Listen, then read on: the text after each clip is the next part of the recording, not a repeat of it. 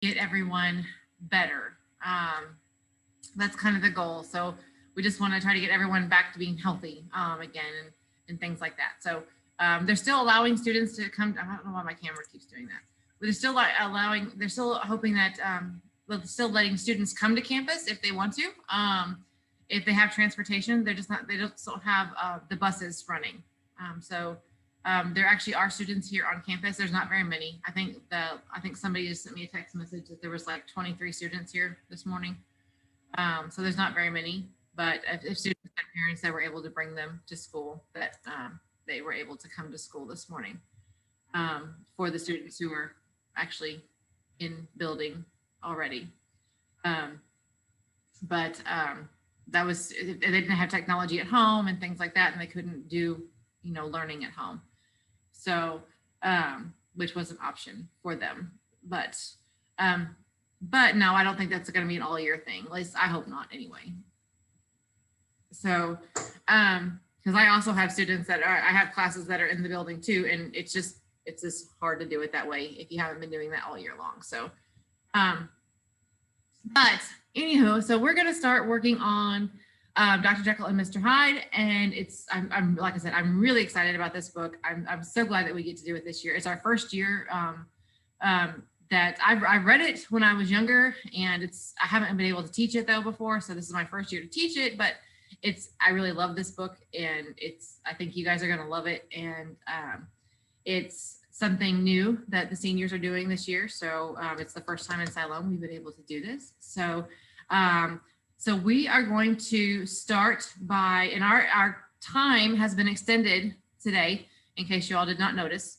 So we're going to start out by actually going through the audio book, which is chapter 1. Okay, so that way I know that you've read chapter 1, at least. Okay, because we're going to do that together. Okay, we're going to do that with the audio book. Now, I just want to show you a couple things before we move on, just so you know where they're at on Classroom. I'm going to go, whoops, let me go to Classroom first. On Classroom. Oh, hang on a second.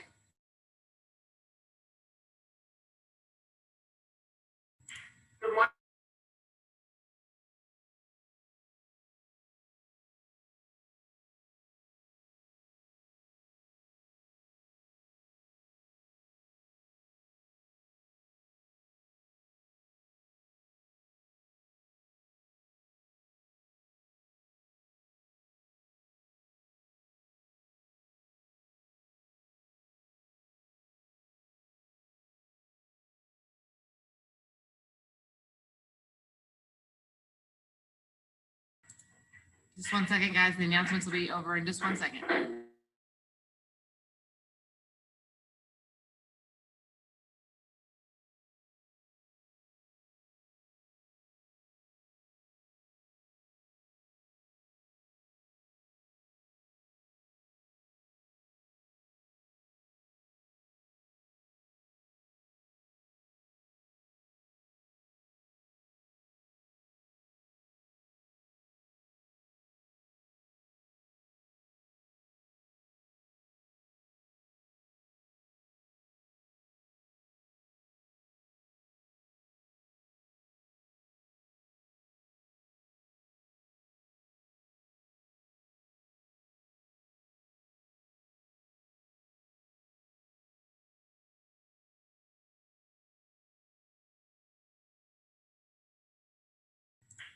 All right, guys.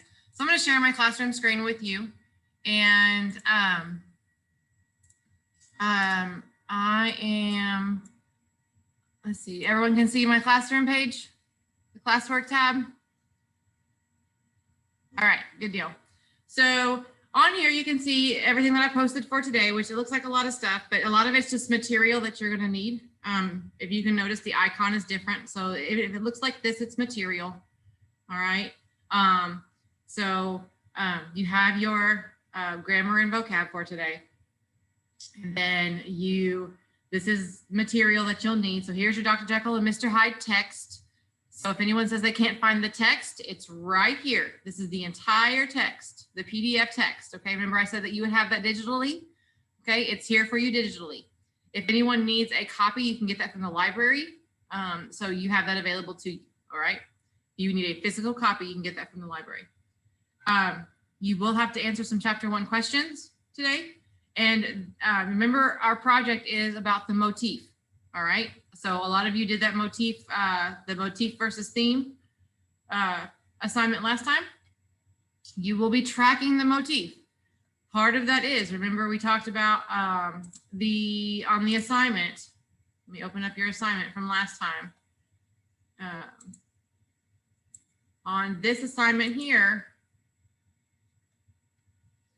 you have a notes check. Remember? Remember I said I'd be checking your notes for your motifs and things like that? That's your tracking charts, okay? Now, I may not grade them every single time, all right? Yes, they have the points on there and things like that. I may not grade them every single time because as you can see, there's only 2 note checks on there. I don't know why my camera keeps going in and out, guys. I'm sorry. I promise it's not on purpose.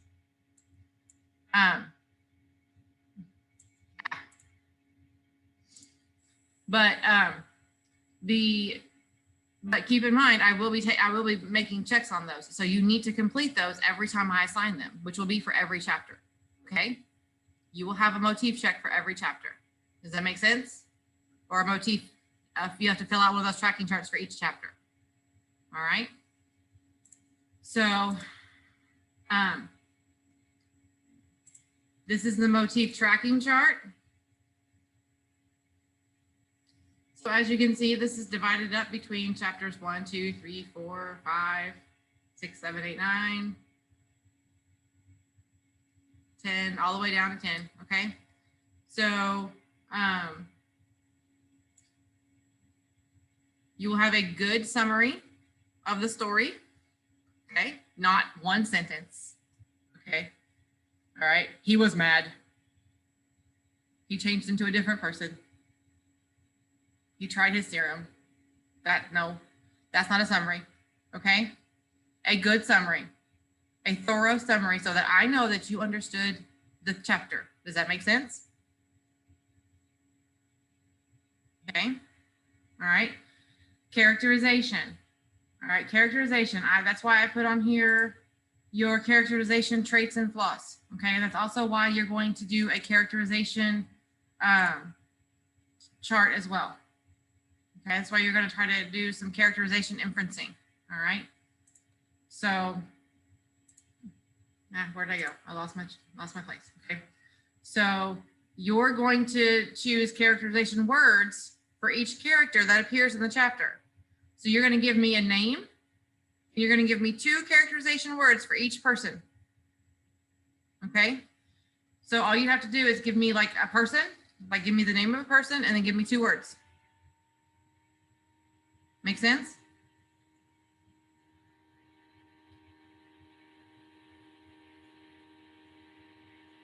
Okay, I'm getting nothing from you guys. So yeah, okay, I got 1 thumbs up. I got a thumbs up over there. Good deal. Okay.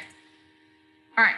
So a motif. Remember we talked about motif. Motif involves symbolism. So they're repeated symbols throughout that tell us something. So similar to, like I talked about before, like in The Great Gatsby, when we talked about West Egg and East Egg representing money. Okay. And the Valley of Ashes, the darkness representing the fall of the American dream. Okay. That was the repetitiveness of that symbolism. That was the fall of of those things.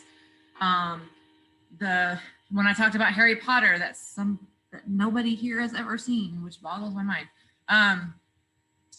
Harry Potter, their school is divided into houses, which a lot of people say that is like the idea of dividing into different cultures and different societies and different races and things like that. So that is a motif that is shown within Harry Potter. Okay, so those are all repetitive symbols and repetitive things that are shown. These are concrete ideas, not abstract ideas. Concrete. Okay, theme is abstract, motif is concrete. Okay, good. Yeah. Okay. All right. And then a theme statement about your motif. Okay, a theme statement for the chapter about your motif. You need to write up here what you have chosen your motif to be. Remember, I told you I wasn't going to assign you all a motif. I'm going to let you all choose your motif. If everyone decides to choose good versus evil or the same thing, then we're going to go back and take a look. After chapter 1, I'm going to take a look and see what everyone has chosen. Okay, I don't want everyone to choose the same thing. I'm hoping that everyone kind of takes a leap and chooses other things that are not always the easiest one. Okay. All right. So, but any questions on how to complete this right here?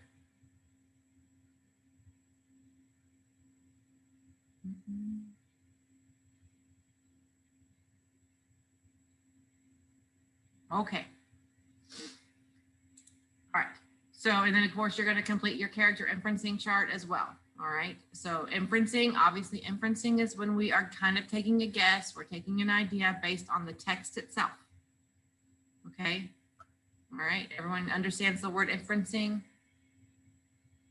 So you'll understand, you'll see more of that once you read the chapter and once we go through with that. All right. And then here's your character traits and flaws charts. This is a huge list.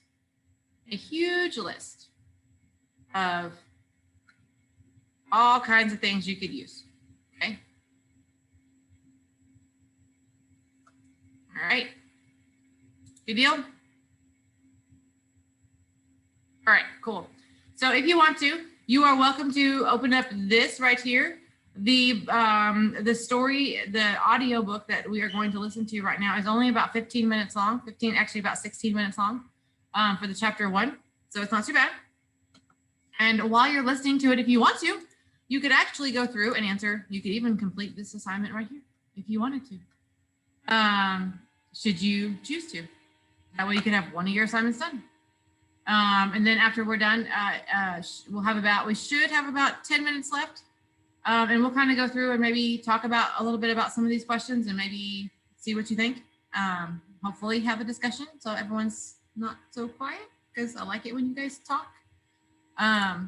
But we'll have a listen and see what you all think. So let me go back and find my audio piece. Where did it go? I lost it. There it is. Okay.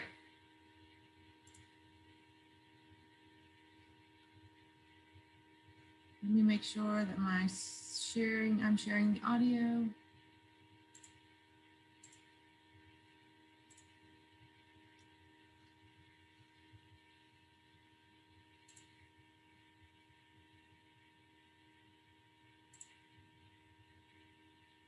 Share sound. Okay. If you can't hear this, let me know. The Strange Case of Dr. Jekyll and Mr. Hyde by Robert Louis Stevenson, Chapter 1, Story of the Door. Mr. Utterson the lawyer was a man of a rugged countenance that was never lighted by a smile, Can you guys hear cold, anything? scanty, and embarrassed in discourse, backward in sentiment, lean, long, dusty, dreary, and yet somehow lovable. At friendly meetings, and when the wine was to his taste, something eminently human beaconed from his eye, something indeed which never found its way into his talk, but which spoke not only in these silent symbols of the after-dinner face, but more often and loudly in the acts of his life. He was austere with himself, drank gin when he was alone to mortify a taste for vintages, and although he enjoyed the theater, had not crossed the doors of one for 20 years. But he had an approved tolerance for others, sometimes wondering, almost with envy, at the high pressure of spirits involved in their misdeeds, and in any extremity inclined to help rather than to reprove. "I incline to Cain's heresy," he used to say quaintly. "I let my brother go to the devil in his own way." In this character, it was frequently his fortune to be the last reputable acquaintance and the last good influence in the lives of down-going men. And to such as these, so long as they came about his chambers, he never marked a shade of change in his demeanor. No doubt this feat was easy to Mr. Utterson, for he was undemonstrative at the best, and even his friendship seemed to be founded in a similar catholicity of good nature. It is the mark of a modest man to accept his friendly circle ready-made from the hands of opportunity, and that was the lawyer's way. His friends were those of his own blood or those whom he had known the longest. His affections, like ivy, were the growth of time. They implied no aptness in the object. Hence, no doubt, the bond that united him to Mr. Richard Enfield, his distant kinsman, the well-known man about town. It was a nut to crack for many what these two could see in each other, or what subject they could find in common. It was reported by those who encountered them in their Sunday walks that they said nothing, looked singularly dull, and would hail with obvious relief the appearance of a friend. For all that, the two men put the greatest store by these excursions, counted them the chief jewel of each week, and not only set aside occasions of pleasure, but even resisted the calls of business that they might enjoy them uninterrupted. It chanced on one of these rambles that their way led them down a by-street in a busy quarter of London. The street was small and what is called quiet, but it drove a thriving trade on the weekdays. The inhabitants were all doing well, it seemed, and all emulously hoping to do better still, and laying out the surplus of their gains in coquetry, so that the shop fronts stood along that thoroughfare with an air of invitation, like rows of smiling saleswomen. Even on Sunday, when it veiled its more florid charms and lay comparatively empty of passage, the street shone out in contrast to its dingy neighborhood, like a fire in a forest, and with its freshly painted shutters, well-polished brasses, and general cleanliness and gaiety of note, instantly caught and pleased the eye of the passenger. Two doors from one corner on the left hand going east, the line was broken by the entry of a court, and just at that point a certain sinister block of building thrust forward its gable on the street. It was 2 stories high, showed no window, nothing but a door on the lower story and a blind forehead of discolored wall on the upper, and bore in every feature the marks of prolonged and sordid negligence. The door, which was equipped with neither bell nor knocker, was blistered and disdained. Tramps slouched into the recess and struck matches on the panels. Children kept shop upon the steps. The schoolboy had tried his knife on the moldings, and for close on a generation, no one had appeared to drive away these random visitors or to repair their ravages. Mr. Enfield and the lawyer were on the other side of the by-street, but when they came abreast of the entry, the former lifted up his cane and pointed.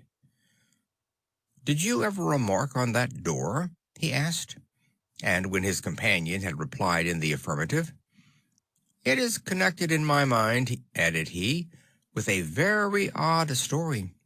"Indeed," said Mr. Utterson with a slight change of voice. "And what was that?" "Well, it was this way," returned Mr. Enfield.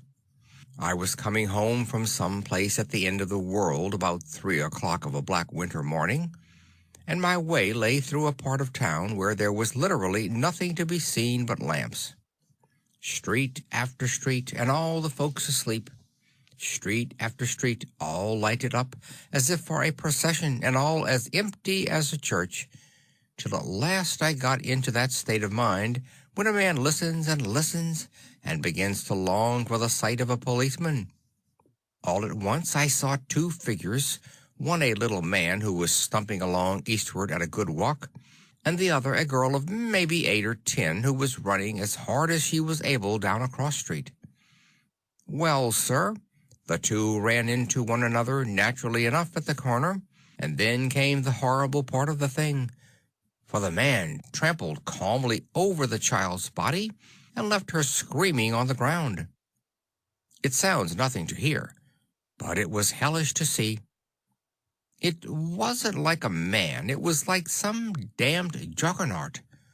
I gave a few halloa, took to my heels, collared my gentleman, and brought him back to where there was already quite a group about the screaming child. He was perfectly cool and made no resistance, but gave me one look, so ugly that it brought out the sweat on me like running. The people who had turned out were the girl's own family, and pretty soon the doctor for whom she had been sent put in his appearance. Well, the child was not so much the worse, more frightened, according to the Sawbones, and there you might have supposed would be an end to it. But there was one curious circumstance. I had taken a loathing to my gentleman at first sight. So had the child's family, which was only natural. But the doctor's case was what struck me. He was the usual cut-and-dry apothecary of no particular age and color, with a strong Edinburgh accent, and about as emotional as a bagpipe. Well, sir, he was like the rest of us. Every time he looked at my prisoner, I saw that Sawbones turn sick and white with a desire to kill him. I knew what was in his mind, just as he knew what was in mine, and killing being out of the question, we did the next best. We told the man we could and would make such a scandal out of this as should make his name stink from one end of London to the other. If he had any friends or any credit, we undertook that he should lose them. And all the time, as we were pitching it in red hot, we were keeping the women off him as best we could, for they were as wild as harpies. I never saw a circle of such hateful faces, and there was the man in the middle with a kind of black, sneering coolness. Frightened, too, I could see that, but carrying it off, sir, really like Satan. "If you choose to make capital out of this accident," said he, "I am naturally helpless. No gentleman but wishes to avoid a scene," says he. "Name your figure." Well, we screwed him up to £100 for the child's family. He would have clearly liked to stick out, but there was something about the lot of us that meant mischief, and at last he struck. The next thing was to get the money, and where do you think he carried us but to that place with the door? Whipped out a key, went in, and presently came back with a matter of £10 in gold and a check for the balance on counts, drawn payable to bearer and signed with a name that I can't mention, though it's one of the points of my story. But it was a name at least very well known and often printed.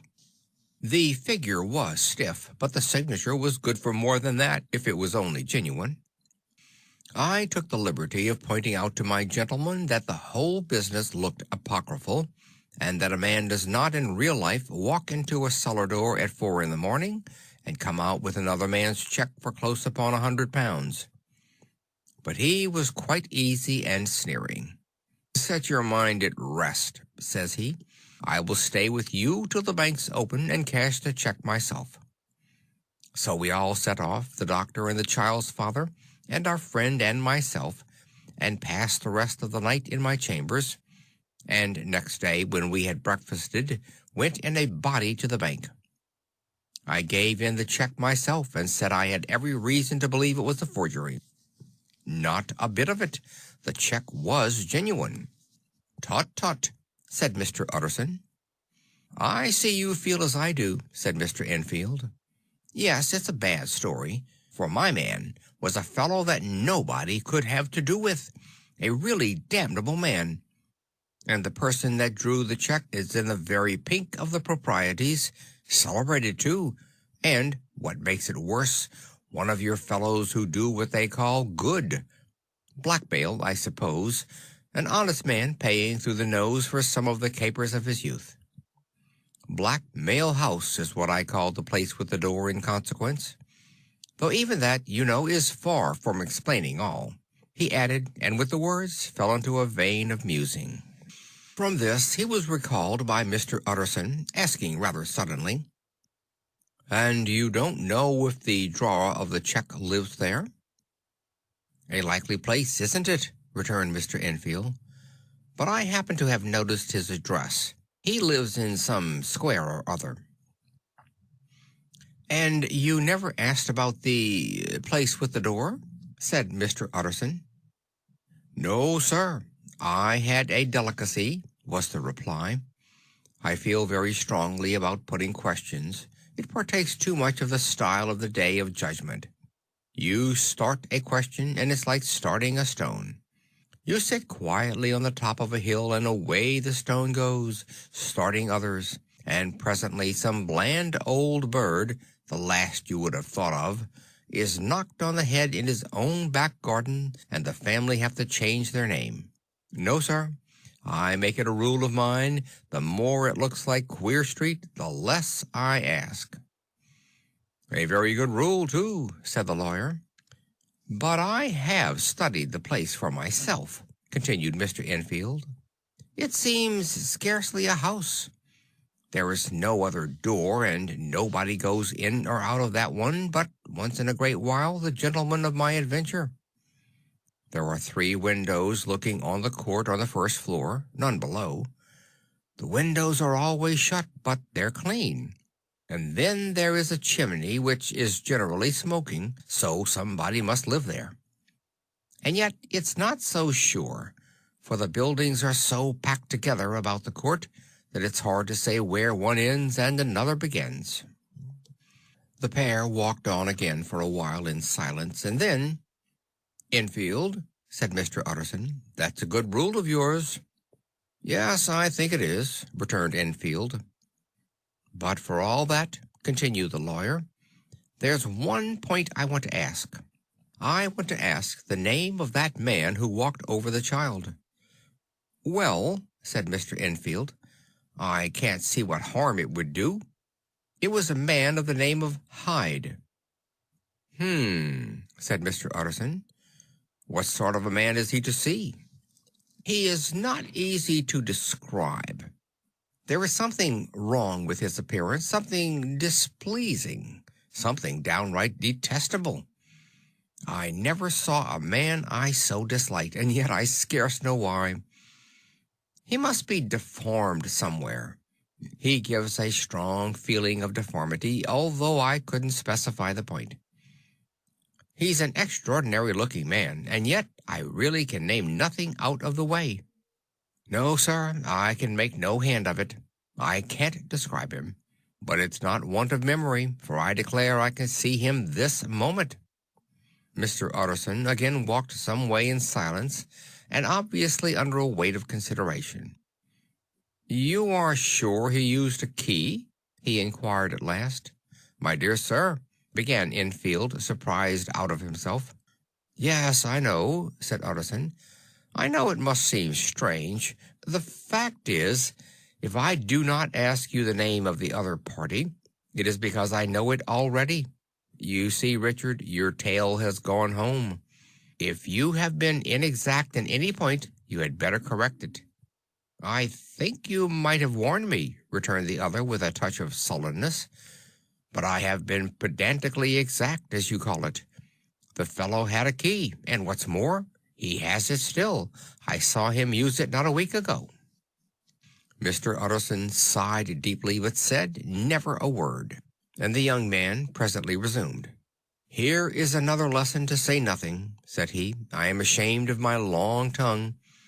Let us make a bargain never to refer to this again." "With all my heart," said the lawyer. "I shake hands on that, Richard." End of chapter 1. Okay. So that's the end of our chapter 1. So what do y'all think? Did you guys get anything out of that at all? Okay, I got one person give me a thumbs up. I got 2 people. Okay, so what'd y'all get out of it? What'd y'all get out of it? What did you think? What was your first assumption out of what was happening there? What kind of motifs did you see developing?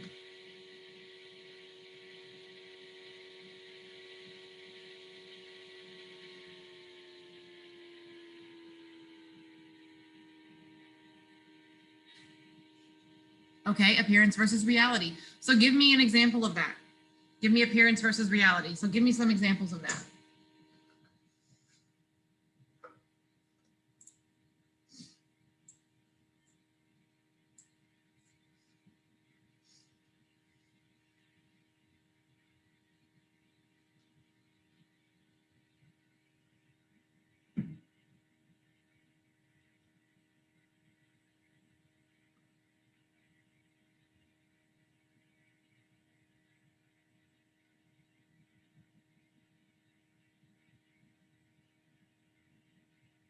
Okay, so Hyde was a man who didn't care about running into a little girl. Okay. Okay, so and he was wealthy. All right, how do we know he was wealthy?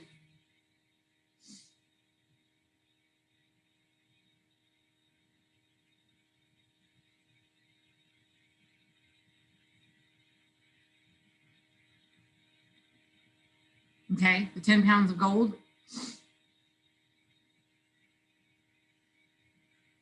Okay, what else you guys got? What other motifs did you all see developing?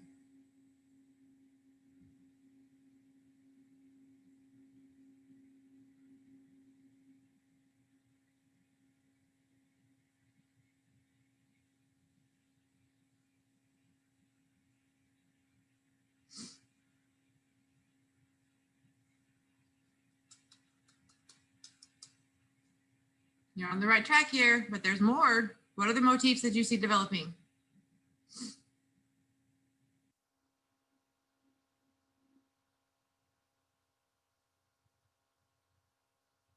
You guys have your list pulled up on the things that we have?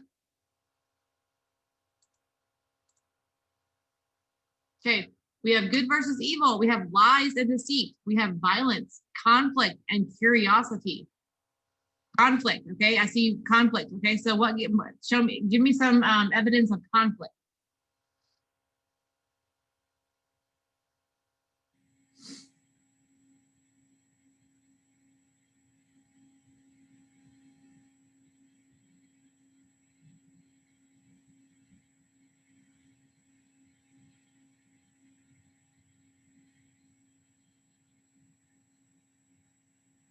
Okay, a group of townspeople huddled around Hyde and pressured him to say sorry.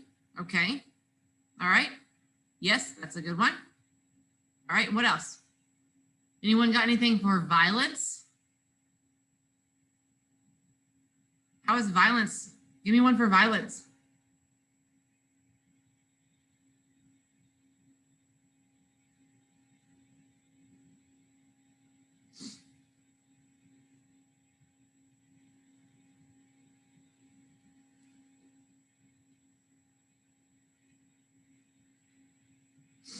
Okay, we got okay, there's curiosity. Okay, and then I've got to see. So it could be the same about him stepping over the girl. Okay, now was that one for the violence? Were you adding for the violence? Was it about the same about him stepping over the girl? Okay. Okay, so stepping over the girl could be the violence piece of it. Curiosity. So give me some evidence for the curiosity piece. Give me some evidence for the curiosity piece.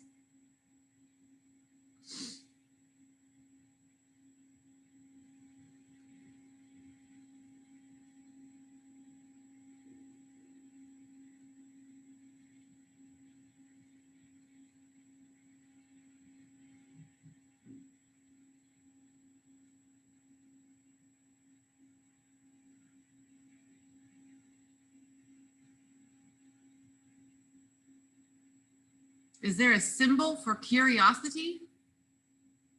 Is there a symbol, something that symbolizes curiosity in this first chapter?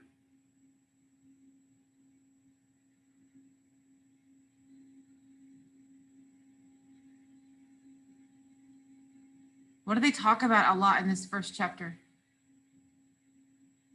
Okay, the key. All right. What else? Where does the key go to? What do they talk about in this chapter? The door. The door. Okay. The door. A door can lead to many different places. You know, what's something that they tell us growing up? Whenever one door closes, another one opens. We never know where a door may lead. Okay. Curiosity. All right. So that door could lead us anywhere. All right. So that door could be a symbol of curiosity. Okay.